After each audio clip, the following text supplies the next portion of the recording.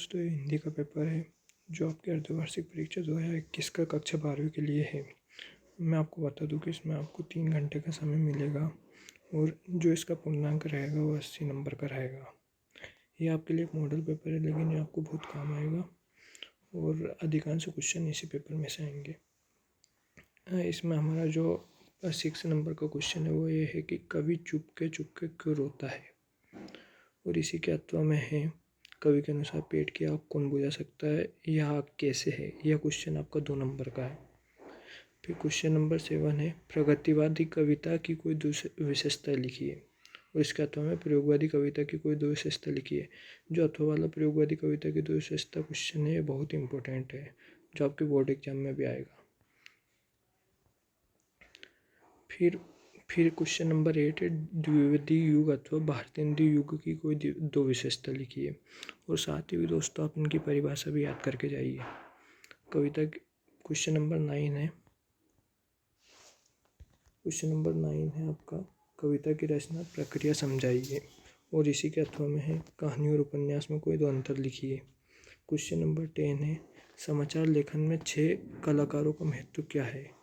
यह आपका 2 नंबर का क्वेश्चन है, और इसी के अथवा में है सिंधु सभ्यता साधन संपन्न थी पर इसमें भव्यता आडंबर नहीं था, कैसे। यह बहुत ही इंपॉर्टेंट क्वेश्चन है दोस्तों।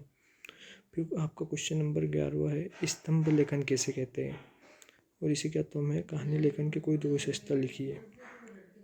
फिर जो क्वेश्चन नंबर 12 है वो है रस की परिभाषा लिखते हो उसके अंगों के नाम लिखिए। यह बहुत ही मोस्ट इंपॉर्टेंट क्वेश्चन है, और इसके अथवा में करुण रस की परिभाषा उदाहरण से लिखिए। दोस्तों आप मेरे मानो तो पूरे 10 रस जो भी है आपके रस वो कंप्लीट करके जाइए।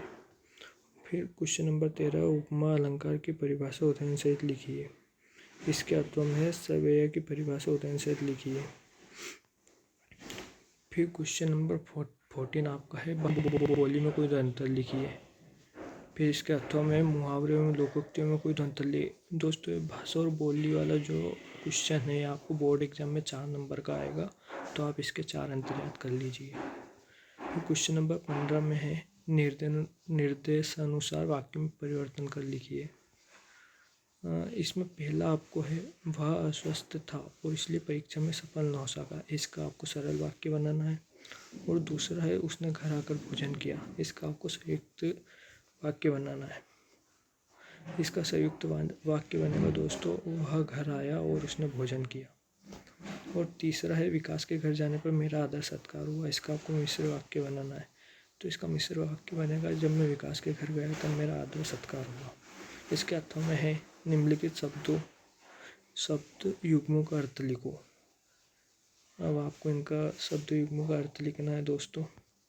फिर आपका क्वेश्चन नंबर 16 जो है वो है फणीश्वर नाथ रेणु अथवा रघुवीर सहाय का परिचय निम्न बिंदुओं में लिखिए।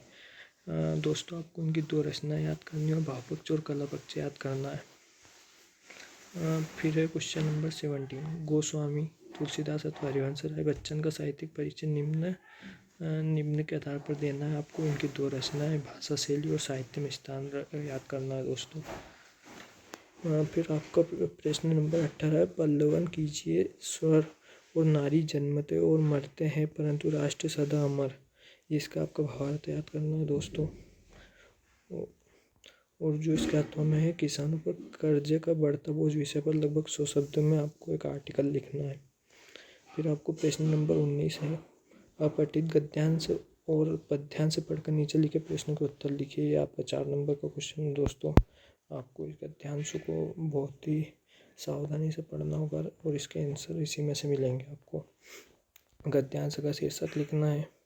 फिर इसी के अर्थों में है आपको पद्यांश लिखना है, कोई भी पद्यांश दे सकते हो।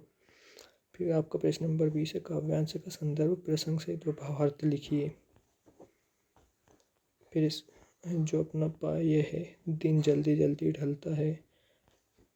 फिर इसके अर्थों में आपको शब्द के अंकुर फूटिए पल्लव पुष्पों से निम्नित हो विशेष पर आपको लिखना है। फिर आपको प्रश्न नंबर 21 में भी एक गद्यांश है। फिर आपको इसके अर्थों में ऊपर दिए गद्यांश की तरह गद्य के पाठों से कोई गद्यांश दिया जा सकता है, मतलब कोई भी गद्यांश आ सकता है आपको। फिर प्रश्न नंबर 22 से आपको एक लेटर लिखना है। लेटर आपका रहेगा आप संजय सिंह मकान नंबर 56 बटा 2 में बसंत विहार ग्वालियर के निवासी हैं।